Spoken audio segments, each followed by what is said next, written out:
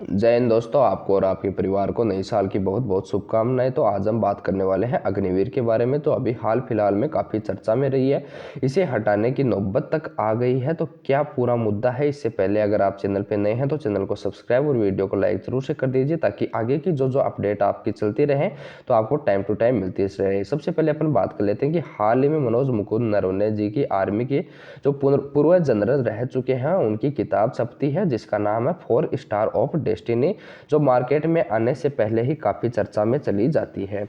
उसके बाद में तो ऐसा क्या था उस किताब के अंदर जिससे बहुत सारे न्यूज़ आर्टिकल छपने लगे और बहुत सारी ये चर्चा में आ गई। तो ऐसा क्या था उस किताब के अंदर, पूरी चीज़ें अपन डिस्कस करने वाले हैं। बहुत सारे न्यूज़ आर्टिकल को मैंने देखा तो पता चला कि उस किताब में अग्निवीर स्कीम के बारे में लिखा गया है, जिसके कारण वो बहुत ज़्यादा चर्चा में आ गई है। जिसमें बताया गया है कि जब जनरल नरवणे जी ने साहब ने उनकी बात हुई थी सरकार से, तो सरकार को से लेकर इसके बारे में चर्चा हुई थी कि अग्निवीर स्कीम के बारे में इसकी चर्चा हुई थी, जिसमें यह बताया गया था कि बच्चों को कुछ सालों के लिए यहाँ पे ज्वाइन करवाया जाएगा। उसके बाद में 75% बच्चों को परमानेंट कर दिया जाएगा, बाकी बच्चों को वहाँ से निकाल दिया जाएगा। यानी कि 25% बच्चों को हटाया जाएगा और 75% बच्चों को परमानेंट किया जाएगा। लेकिन इसका जस्ट उल्टा यहाँ पे हुआ है, आप सबने देखा होगा।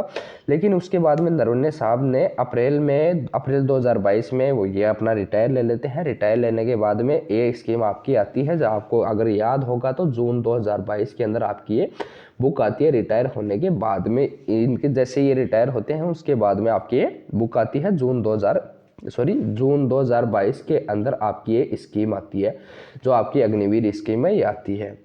तो ये जून 2022 में इसको लागू भी कर दिया जाता है, जिसमें जो बहुत सारे मुद्दे उठे थे, यानी कि जो एयरफोर्स वाले बच्चे थे उनका सिर्फ इनरोलमेंट बचा हुआ था, उन बच्चों के लिए भी थोड़ी सी दिक्कतें इसमें रही थी। और साथ में जो इंडियन आर्मी के बच्चे थे उनका भी यहाँ पे पॉइंट टू पॉइंट रहने वाला था कि ये आपका जो एग्जाम बचा था, बाकी आपका फाइनल सिलेक्शन कन्फर्म ही मान के चलो।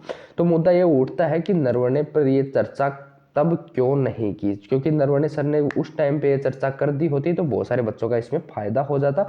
अगर तब करते तो एयरफोर्स के बच्चों के लिए, आर्मी के जिन बच्चों की एग्जाम नहीं हुई थी, इन सभी के लिए बहुत अच्छा फायदा होता। लेकिन चलो देर से ही सही, लेकिन उन्होंने इस बारे में चर्चा तो की, क्योंकि बहुत सारे बच्चों के साथ में अभी भी गलत हो रहा है। 4 साल की नौकरी करने के बाद में, वापस आने के बाद में बहुत सारे मुद्दे उठते हैं।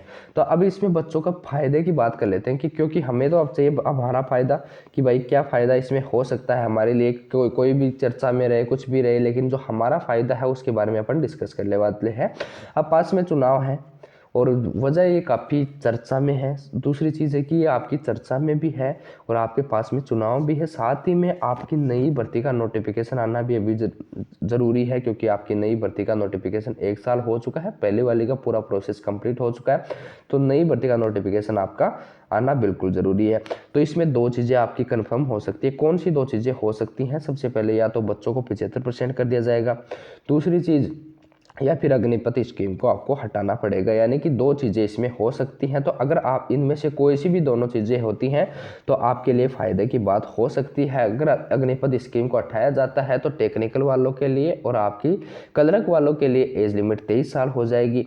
अगर इसको नहीं हटाया जाता है, 75 और 25 किया जाता है, यानी 75% बच्चों को अटेंड किया जाता है या वहाँ पे रखा जाता है और 25% को वापस बेचा जाता है, तो भी इसमें आपके लिए फ़ायदे की बात हो सकती है। एज लिमिट में थोड़ा सा डिफरेंस नहीं देखने को मिलेगा, बाकी जो प्रोसेस है वो आपकी सेम रहने वाली है। तो ये सारी चीज़ें अपन डिस्कस की हैं। अगर वीडियो अच्छी लगी है तो चैनल को सब्सक्राइब और वीडियो को लाइक जरूर से कर देना, ताकि आगे की जो भी इन्फॉर्मेशन है तो आपको टाइम टू टाइम मिलती रहे। Thank you so much.